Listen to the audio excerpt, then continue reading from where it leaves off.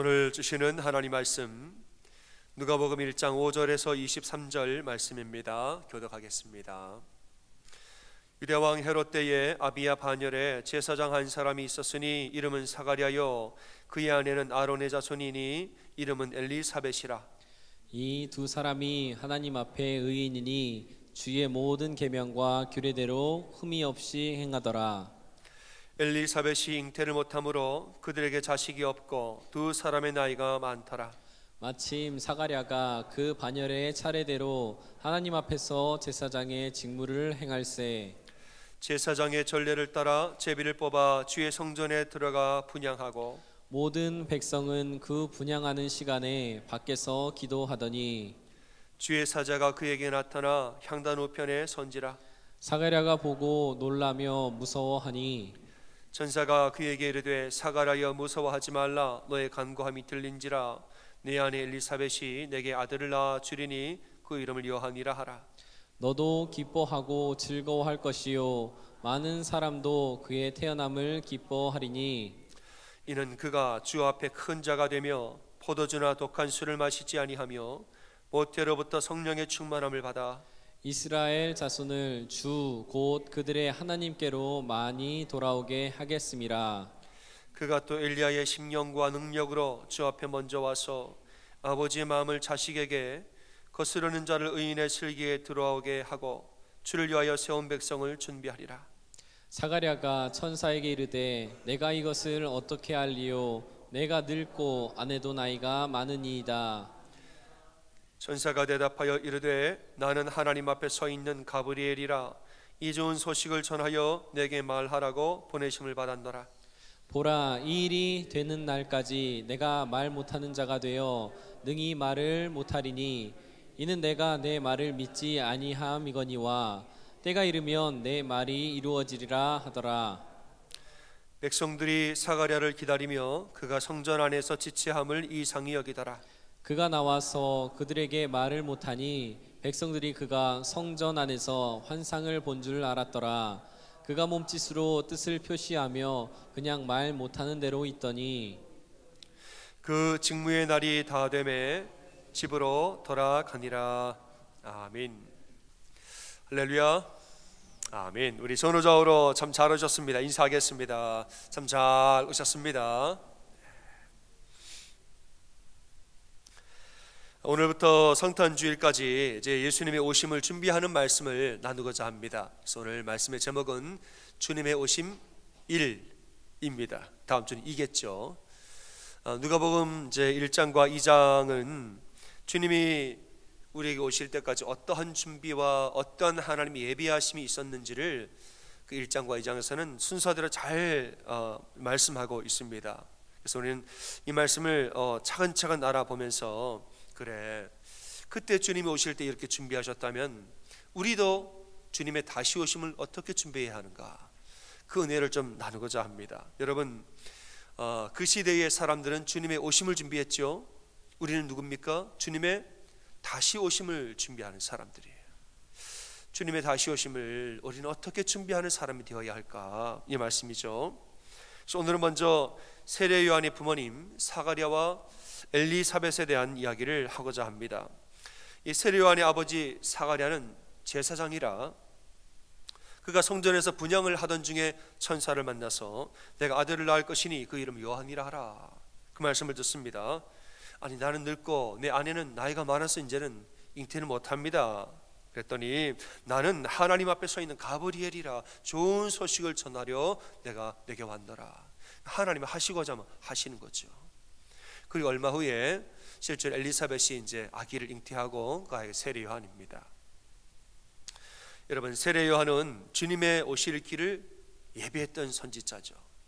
세례 요한을 이 사가랴와 엘리사벳이라는 가정에 보내사 사가랴와 엘리사벳도 세례 요한을 준비한 가정이 된 겁니다.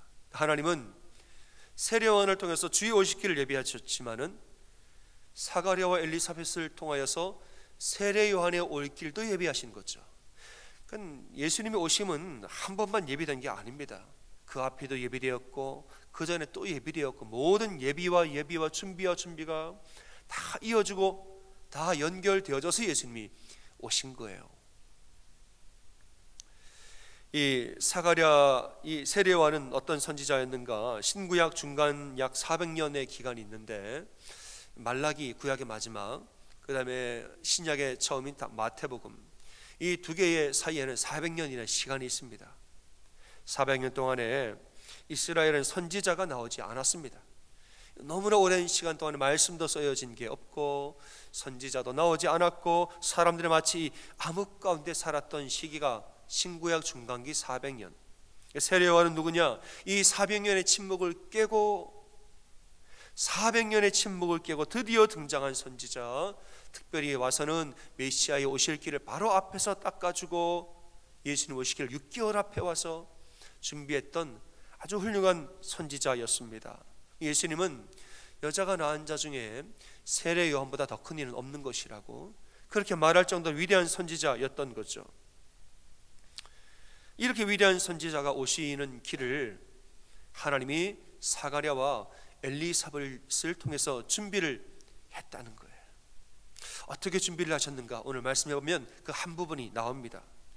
사가랴가 이제 성전에서 분향을 할 때 천사를 만나서 잉태 소식을 들었다고 그랬어요. 이 사가랴는 제사장이라 이스라엘의 제사장들은 총 24반열로 24개의 계보로 나누어진다고 그랬어요. 24반열이 거기 있는데 각 반열들은 1년에 2번씩 예루살렘 성전에 올라가서 한 주 동안 성전을 봉사하는 직무를 하고 와야 됩니다. 1년에 2번 그렇게 해야 돼요. 성전에 이제 섬기러 가면 성전에 할 일은 직무가 여러 가지가 있죠. 그건 누가 무슨 직무를 하느냐, 이건 제비를 뽑아 결정합니다. 그 중에서도 성전 안에 들어가서 분향을 하는 일은 굉장히 중요한 일이에요. 아무나 할 수 있는 일이 아니고 제비를 뽑아도 1년에 한두 번 할까 말까한 개인적으로는 굉장히 영광이 되는 그런 직무입니다. 근데 마침 제비를 뽑는데 누가 됐다는 거죠? 사가랴가 됐다는 거예요. 천사가 그를 만나서 예수님 전에 세례요한을 잉태케 하시는 바로 그때에 하나님이 사가랴로 하여금 성전 안에 분향하는 직무를 뽑게 하심으로, 이걸 하나님 예비하심으로 그를 성전에 들어오게 하시고 거기서 천사가 그를 만났다는 것입니다. 이건 하나님 예비하심이죠. 하나님은 사가랴와 엘리사벳의 어떠한 면을 보고 무엇을 참 아름답게 보셨길래 그 가정을 통하여서 세례요한을 보냈을까? 이 가정은 그들의 어떠한 아름다움 때문에 하나님께 쓰임받는 가정이 되었을까? 오늘 말씀 보면은 그들은 거룩하고 경건한 가정이었다라고 말합니다. 이 두 부부는 하나님 앞에 정말 거룩하고 경건한 부부였습니다. 하나님 그걸 보신 거예요. 6절에 보니까 두 사람이 하나님 앞에 의인이니 주의 모든 계명과 규례대로 흠이 없게 행하더라. 참 부부가 보니까 아주 흠이 없어요.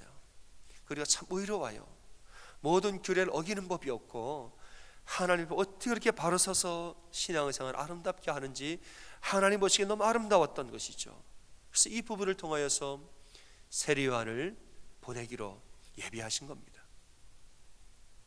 아니 뭐 제사장 가문이니까 당연히 그렇겠죠 하겠지만은 당시의 상황을 보면은 그게 그렇게 쉬운 일이 아닙니다.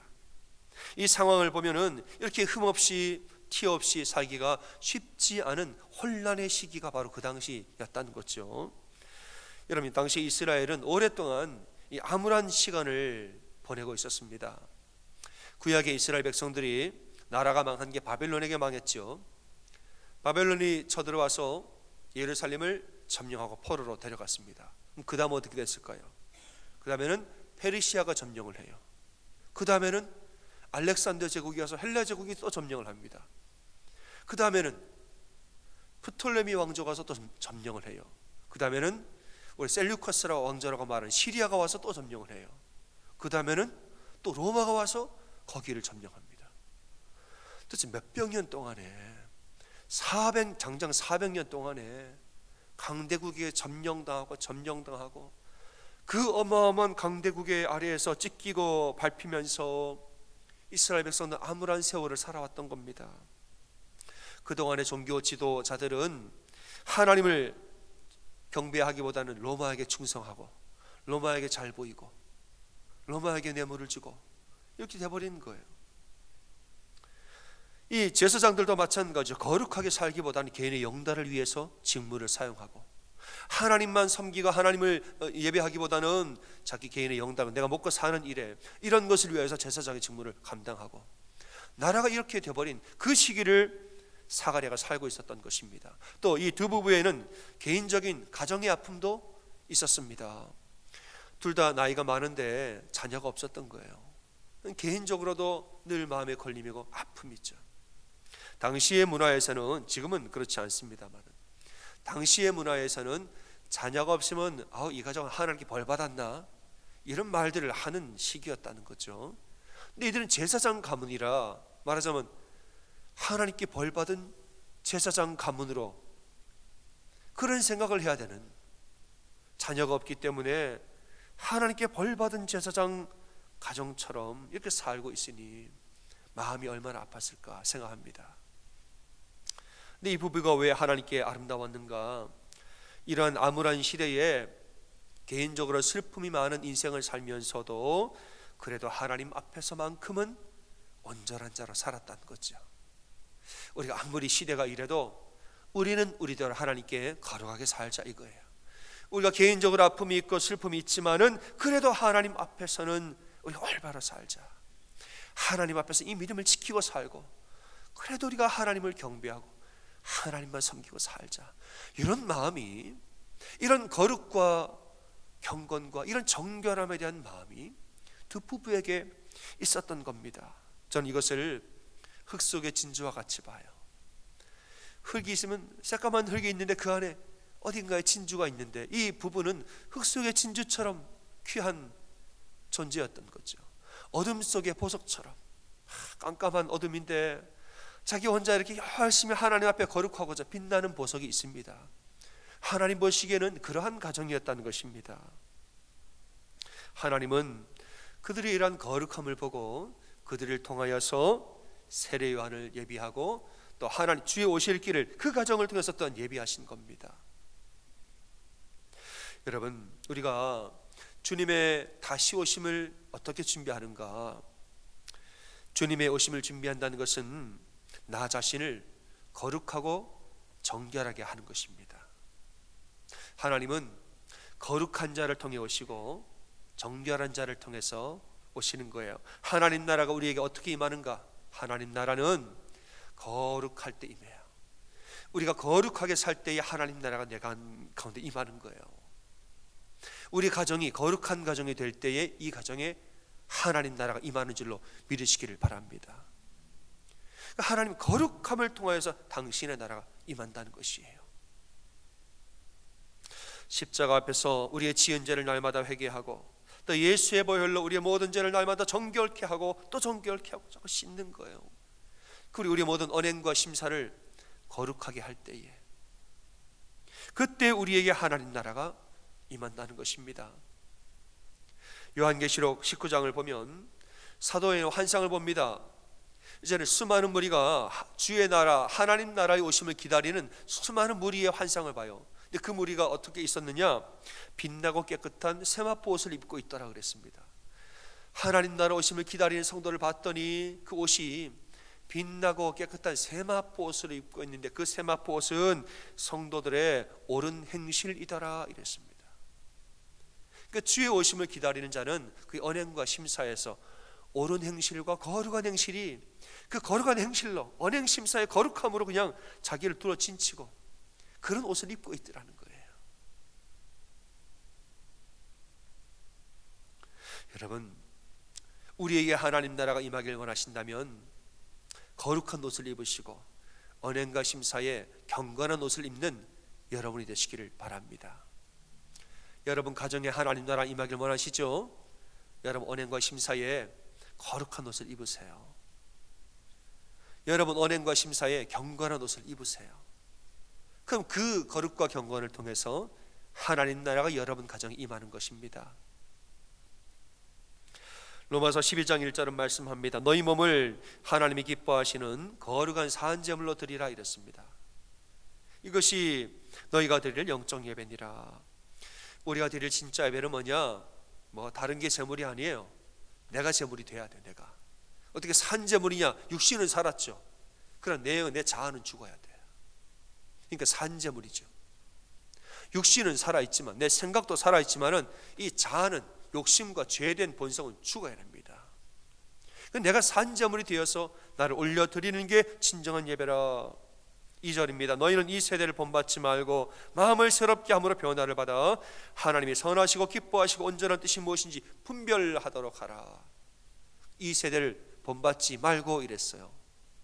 여기서 말하는 이 세대가 어떤 세대냐? 그 당시에 로마의 문화를 말하는 겁니다. 당시의 로마의 타락한 문화를 말하는 것이에요. 로마는 강대국 중에 강대국이었죠. 천년왕국이라고 말합니다. 군사가 아주 강력하고 부유하고 말이죠. 모든 식민지의 물자가 로마로 다 모였습니다. 그러니까 얼마나 잘 살았겠어요. 풍요롭고. 그런데 풍요롭고 강력한데 육체적인 문화와 타락한 문화, 음란과 음행의 문화가 로마에는 많았습니다. 나라가 부자고 나라가 강한데 모든 게 풍요로운데 문화가 타락을 했어요. 얼마나 사람들이 타락을 하고 살았을까요? 사람이 죽이고, 사람을 죽이고 죽는 것을 오락처럼 경기처럼 보고 즐긴 사람들 아닙니까? 이 로마의 사람들이 얼마나 이 술을 많이 마셨는지 기록을 보면은 성인 한 명이 매일 1리터의 포도주를 마셨다고 그래요. 1리터의 물을 마시기도 힘든데 매일매일 1리터, 일주일에 7리터를 마신 거예요. 평균적으로 성인 한 명이. 안 마시는 사람까지 생각하면 술 잘 마시는 사람이 얼마나 많이 마시고 살았을까요? 이렇게 술을 마시니 그 성적으로는 또 얼마나 타락을 했을까요, 여러분? 지금 로마 교회들에게 로마서에 말하고 있죠. 넌 이 세대를 본받지 말고 그랬어요. 로마 교회의 성도들은 이러한 로마의 문화에 젖어 살다가 예수님 만나서 회개하고 그리스도인이 되어서 이제는 거룩하게 사는 사람들.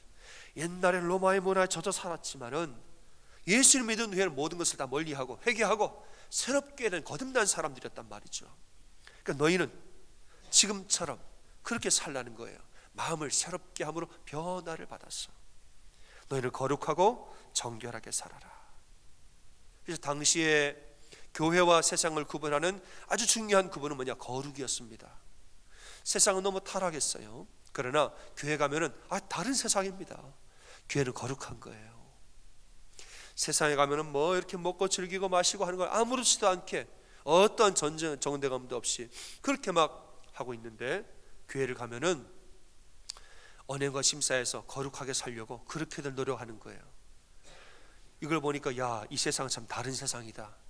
이 사람들은 정말 제대로 된 사람이구나. 이게 교회의 아주 구분되는 부분이었다는 것입니다. 여러분, 그리스도인들의 힘의 원천은 거룩함입니다. 여러분 맞습니까? 우리는 그리스도인들에게 세상이 알지 못하는 힘이 있습니다. 그리스도인들에게는 세상이 넘을 수 없는 능력이 우리 안에 있어요. 어디서 나오느냐? 거룩함에서 나와요. 구별됨에서 나오고 정결함에서 나옵니다. 이거는 세상 사람들 알 수 없어요. 로마서 6장 22절 23절에서는 죄의 삭은 사망이지만 거룩함의 열매는 영생이라고 그랬습니다. 죄는 사람을 자꾸 죽입니다. 죄를 지으면 우리가 망가져요. 하지만 거룩함은 그 사람을 자꾸 살립니다. 죄를 지으면 우리가 망가져요. 그러나 거룩하게 살면은 언행과 심사가 거룩하면 이 사람이 살아나요. 살아나 이 안에서 내면에서 강건함이 생겨납니다. 하나님이 우리를 좋은 귀한 자로 만드셨는데 자꾸 죄를 지으면 우리 안에 좋은 귀함이 망가집니다. 그러나 거룩하게 살면, 언행과 심사에 계속 거룩하고 정결하게 살면은 이 안에 좋은 귀함이 회복되는 줄로 믿으시길 바랍니다. 하나님 나라는, 내 안에 하나님 나라가 언제 임하는가? 거룩함을 통해 임하는 거예요. 여러분 가정에서 하나님 나라 어떻게 임하는가? 여러분의 거룩함과 거룩한 언행과 심사를 통하여 여러분 가정에 하나님 나라가 임하는 거죠. 학교의 2장 16절을 보면 성전을 재건하기 이전과 성전 재건을 시작한 후에 이 구분을 이야기합니다. 성전이 망가진 채로 내버려두고 성전을 재건을 안 해요. 괜찮다, 뭐 성전이 망가지건 뭐건 간에 살면 되지. 이게 무슨 말이냐? 내 안에 하나님 성전도 없다는 거예요. 내 안에 하나님 성전이 망가졌는데 뭐 이렇게 사는 거지 뭐. 이게 산다는 거예요. 그럴 때 어떤 현상이 일어나는가? 학기 2장 16절에 말하죠. 성전이 무너진 채로 살 때에는 농사를 지으면 20고루 나올 것에서 10고루밖에 안 나오고 50고루 나오는 포도주 틀에서 20고루밖에 안 난다는 거예요. 성전이 무너졌다는 것은 내 안에 하나님에 대한 소망이 사라졌다는 것. 다른 말로 거룩이 없어지고 죄와 서로 속이고 속이는 거, 이런 거, 게으름들 막 이런 게 사람들 사이에 퍼졌다는 거예요. 사회가 다 그렇게 돼버렸습니다. 그렇게 돼버렸으니까 농사를 짓는데 분명히 20고루 나올 밭에서 추수가 10고루밖에 안 됐으면 누가 게으르게 농사를 했는지 훔쳐갔는지 안 된다는 거예요. 50고루는 나와야 될 포주 틀에서 다 봤더니 20고루밖에 안 나왔어요. 게으르게 짰는지 훔쳐갔는지 어디서 뭐 누가 빼돌렸는지 모르겠어요. 그러나 그들이 성전을 재건하기 시작한 그날부터 하나님이 다시금 그들에게 복을 주시리라 선포하는 말씀이 나옵니다. 우리 안에 하나님의 성전을 온전히 회복하는 그 순간부터 이 세상이 거룩함으로 온전히 사는 그 순간부터는 이 나라가 제대로 돌아가기 시작하는 거예요. 우리 가정에 하나님을 향한 거룩함, 하나님을 향한 경건함이 우리의 가정 가운데 온전히 세워질 때에는 그 가정이 그때부터는 형통케 되는 줄로 믿으시기를 바랍니다. 그게 거룩의 힘이라는 것이에요. 어느 뉴스에 보면은 국회에 이제 여러분 법을 만드는 국회 있죠. 국회 어느 방에 가면은 아직까지도 이 법안이 상정도 못된 훌륭한 법안들이 그 창고에 가득가득 쌓여 있다는 거 아닙니까? 그 좋은 법안들이 아니 지금 좋은 법안들을 빨리빨리 통과시키고 실행을 하면은 나라가 얼마나 살기 좋아지겠어요. 그런데 그거 통과 안 됩니다. 아니 10수년째 계속 그 방에 갇혀만 먼지만 쌓여가고 있다는 거예요. 왜 그럴까요, 여러분? 거룩하지 않으니까. 국회가 거룩하지 아니하고 정쟁과 싸움을 일삼고 속이고 속이는, 거룩이 사라지니까 50고루 나올 나라가 10고루 20고루밖에 안 나오는 거예요. 얼마든지 더 행복할 수 있는 가정이, 얼마든지 더 강력하고 담대하게 살 수 있는 사람이 거룩함이 무너지면은 그걸 못한다는 거예요. 하지만은 우리가 연약하고 부족하여도 하나님 앞에 거룩하고 우리 모두 언행과 심사가 하나님께 온전히 드려지기를 거룩함으로 기도하고 사모할 때에는 이 사람에게는 능력이 나타나고 그 가정 가운데 하나님 부으시는 형통의 복이 있는 줄로 믿는 여러분 되시기를 주님의 이름으로 축원합니다. 하나님 나라는 우리의 거룩함을 통해서 임하십니다. 세례요한이 사역할 때 너희는 주의 길을 예비하라, 그의 오실 길을 곧게 하라 이렇게 말했어요. 어떻게 주의 길을 준비하라? 어떻게 할까요? 이어서 말하기를 모든 골짜기가 메워지고 산과 작은 산이 낮아지고 굽은 것이 곧아지고 험한 길이 평탄하여질 것이요 이랬어요. 그러니까는 엉망으로 굽어진 거, 엉망으로 쌓여있고 높아지고 낮아진 모든 길이 깨끗하게 닦여진다는 겁니다. 깨끗하게. 어떻게 어지러움을 깨끗하게 할까요? 옷 두 벌이 있는 자는 옷 없는 자에게 나눠주고 먹을 거 있는 사람도 나눠주고 부과된 세금에는 걷지 말고 군인들은 강제로 강탈하지 말고 정직하게 하라는 거예요. 한마디로 이 사회를 거룩하게 정화하라는 것입니다. 거룩하게. 그래야 어지러운 길들이 깨끗하게 닦여진다는 겁니다. 그래야 이 사회가 살기 좋은 세상, 행복한 세상이 된다는 거예요. 그게 하나님 나라 임하는 거죠. 여러분, 하나님 나라는 거룩을 통해서 임하십니다. 나 자신이 거룩해지면 내 안에 하나님 나라 임하고 우리 가정이 거룩해지면 우리 가정에 하나님 나라 임해요. 거룩은 구별됨이라는 뜻입니다. 구별됨. 그래서 거룩에는 세상과는 구별된 힘이 거기에 있습니다. 죄의 삭은 사망이지만은 거룩함의 열매는 영생이라고 그랬어요. 죄는 사람을 죽이지만 거룩은 사람을 살립니다. 죄는 우리의 능력을 뺏어가지요. 거룩은 우리의 능력을 배가시키는 줄로 믿으시길 바랍니다. 그게 하나님 은혜예요. 여러분, 하나님은 여러분이 더 행복해지길 원하십니다. 하나님은 여러분 가정이 더 행복해지길 원하시고, 하나님은 이 땅과 이 나라와 이 사회가 훨씬 더 행복해지길 원하시고, 또 우리는 은혜로 말미암아 그렇게 충분히 할 수 있습니다. 그렇게 잘 안 되어지는 것은 죄 때문에 그런 것이고, 죄를 회개하고 거룩함을 회복할 때는 얼마든지 지금보다 훨씬 더 행복해질 수 있다는 사실을 믿으시길 바랍니다. 믿으세요? 우리의 언행과 심사가 거룩하게 하소서.